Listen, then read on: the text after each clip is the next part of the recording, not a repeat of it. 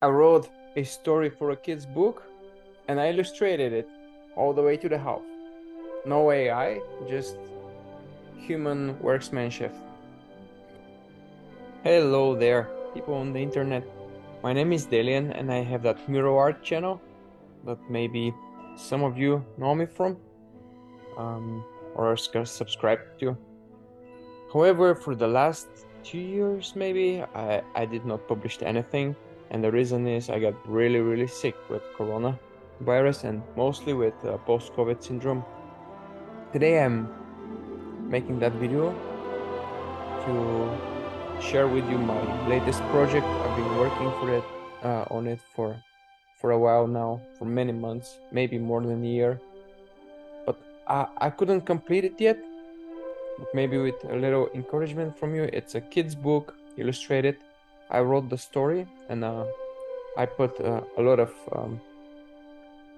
let's say, thoughtfulness in this story, making sure that it is a book that includes not just funny illustrations, but also it is a building for the young minds and also encouraging moral standards, helping young people value qualities that are precious and that are disappearing in our society. Qualities like friendship, like loyalty, like being brave, and also being concerned for others, compassion, taking the initiative, not giving up. So it's a book about the young in the beginning of the story, red-eyed frog, tropical frog, that is being carried away by a storm into a foreign land.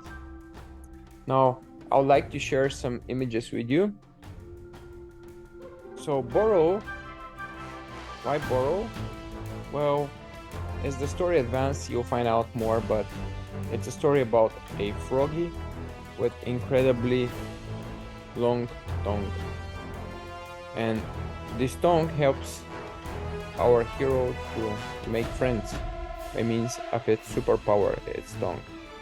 Here are the initial sketches of, this is not mine, this is inspirational. I cannot quote the name of the artist though, but I really admire it. It's like a snake that swallowed some kind of lizard, or yeah, it looks like to be a lizard, and you can also see what the lizard itself has been digesting. In my story, I needed some inspiration because I have a snake that will be a frog eater, and I'll tell you more about that on a later point. So, Borrow, again, initially intended it to be a computer game, like a 2D platformer, and still didn't give up on that, but I need to learn some skills or delegate it to skillful person that I can afford to pay to do the coding for me, and then maybe the animations, we'll see. So I'll go briefly through the whole story. It is about a happy pond that exists in the heart of the jungle, and all the animals are living in harmony, and the mother frog is laying eggs, and then one stormy night, a slimy snake tried to eat those snakes. By the way, I got inspired by a documentary where I really saw how the tadpoles can hatch prematurely, or maybe they're not premature. Yeah, they're slightly premature, but ready to avoid any kind of danger. And the snake was chewing on a leaf with the eggs, with the caviar of the frog, and they strategically position them, the frogs. They're built, their instincts are built so they may position them over a body of water, and thus also the hero in our story jumps out of the leaf just before being eaten. However, that stormy night, also from beneath, they're being attacked by fish. But that stormy night, a leaf saved our little tadpole, which is being kind of bullied because the stronger tadpoles kicked it out, and I kind of referred to a little bit. Many kids that being bullied may feel this way, but it's not owing for the worse. They may develop really humble personality, but also full of focus and determination to accomplish something in their life. So being humble is or smaller is not a bad thing always. It's something that other may try to take advantage on you, but we see that blessings will come down the road for that little tadpole at that point. A leaf is grabbing it, carried by the wind, and takes it far away. Takes it to into the middle of a desert, and it happens to be an oasis there where the little tadpole can enjoy lots of flies growing in a peaceful place, beautiful and welcoming. Hopefully looking like his home pond. Now, that's where it discovers its talent. What you're looking at right now are my sketches. So my sketches look like that because I needed to have a clean view of all the scenes and of the story. You know, sometimes when you have burst of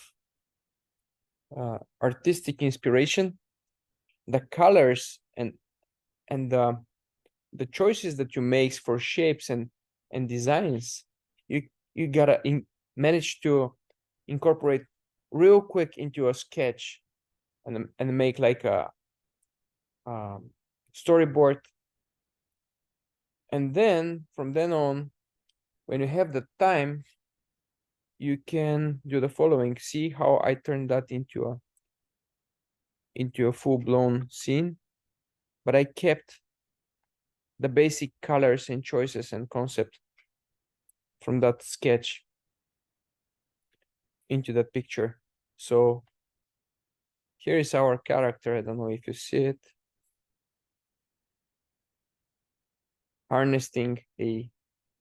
Riding a crab and a sea turtle and saving lots of fishes from a fisherman web net. Sorry, not web. It's a spider web fisherman net. And then all of them thankful, going to him and why I cannot zoom. Okay, there we go. And the little froggy sharing the fame with all its mates who helped into that surviving or rescue mission. My cover picture, maybe I showed you already actually, but as you can see here, we have the name of the book built out of different parts of different animals. As you could probably guess, the reason for that is he's borrowing. The little froggy has been borrowing different elements of these animals or different strengths of this animal, helping him complete his mission. And the mission of my froggy is to go back home. So basically, adventures crossing the world,